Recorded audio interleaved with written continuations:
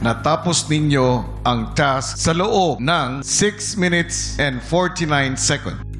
At kayo yun, Brent at Vince. Naisip ko din po na manominate po ako this week dahil po sa pag-open up ko. Para naman sa 6th place, 4 minutes and 35 seconds. Michael at Emilio. Para sa 5th place, 4 minutes and 2 seconds. Dustin at Ralph.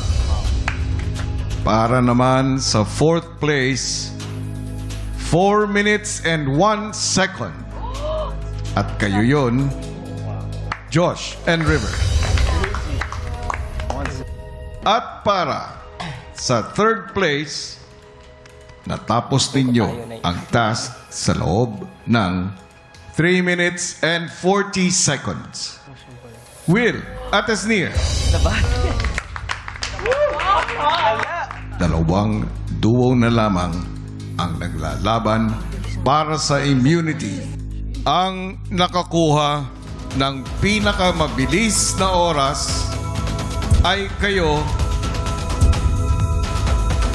Bianca at AZ, with 3 minutes and 10 seconds. Mika at Clarice, ang oras na nakuha ninyo ay 3 minutes and 35 seconds. Congratulations, Bianca at AZ, dahil kayo ang nakakuha ng immunity mula sa nominasyon. Sobrang hirap po talaga maging nominado, kuya. Sobrang hirap at saka sobrang sakit.